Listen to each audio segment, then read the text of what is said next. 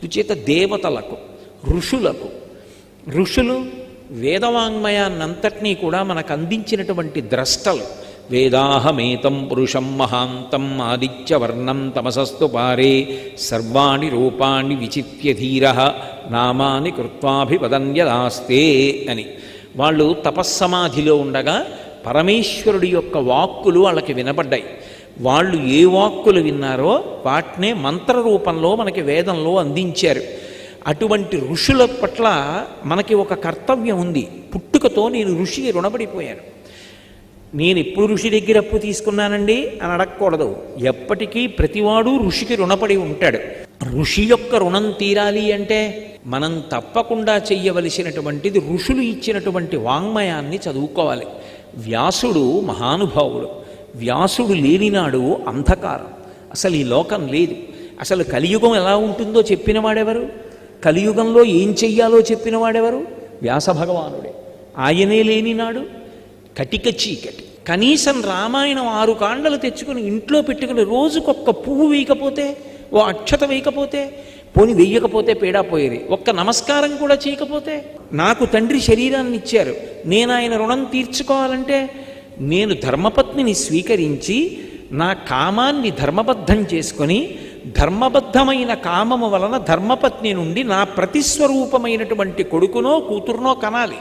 అలా సంతానాన్ని కంటే సచీల స్నానం చేస్తే, కట్టుకున్న బట్టతో స్నానం చేస్తే, ఏదైనా కొంచెం ఎత్తులోంచి దూకి స్నానం చేస్తే నీళ్లు పైకి ఎగిరితే అది చూసి పితృదేవతలు రుణం నుంచి విముక్తుణ్ణి చేస్తారు. అలా సంతానాన్ని కనకపోతే ఆ రుణానికి మనం బద్ధులమై ఉండిపోతాం. మరి కాబట్టి అసలు ఋషుల యొక్క రుణం తీరాలి అంటే ఋషిప్రోక్తమైనటువంటి వాంగ్మయాన్ని చదవడం నేర్చుకోవాలి. ఋషిప్రోక్తమైన వాంగ్మయం ఏదుందో దానికి గౌరవం ఇచ్చి తీరాలి. తండ్రి గౌరవం నిలబెట్టడం ఎవరి కర్తవ్యం? కొడుకు కర్తవ్యం. ఋషి గౌరవం నిలబెట్టడం ఎవరి కర్తవ్యం? కొడుకులుగా మన కర్తవ్యం. ఋషి గౌరవాన్ని మనమే నిలబెట్టకపోతే, ఋషిప్రోక్తమైన వాంగ్మయానికి మనమే గౌరవం ఇవ్వకపోతే ఎవరిది తప్పు? ఋషిదా తప్పు? మనదా తప్పు? మనది తప్పు. అసలు ఋషిప్రోక్తమైన వాంగ్మయాన్ని తెచ్చి ఇంట్లో పెట్టి చదువుదాం అనేటటువంటి ఆసక్తి కూడా ఉండదు.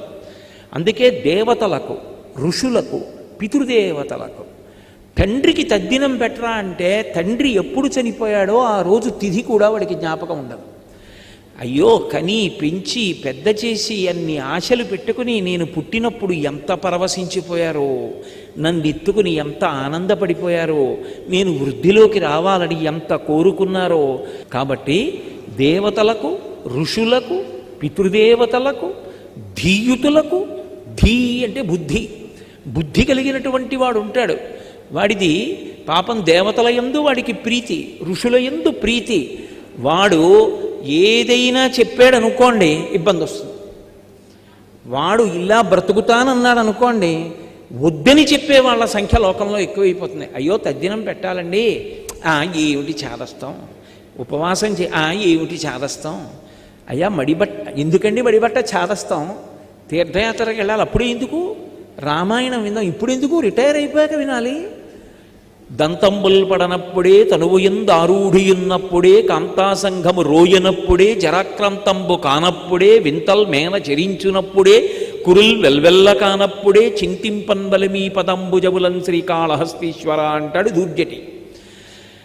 కాబట్టి దేనికైనా సరే తర్వాత అయ్యా అలా సంపాదించడం మర్యాద కాదు కదండి అంటే ఇప్పుడు మడిగట్టు కూర్చుంటే ఎప్పుడు వస్తుందండి, అవకాశం వచ్చినప్పుడు సంపాదించాలి. కానీ దేనికి కూడా ఆచరణాత్మకమై ఉండదు. అందుకే బుద్ధి కలిగినటువంటి వాడు పవిత్రంగా బ్రతకడం, రాళ్ల దెబ్బలు తినకుండా బ్రతకడం సాధ్యమయ్యే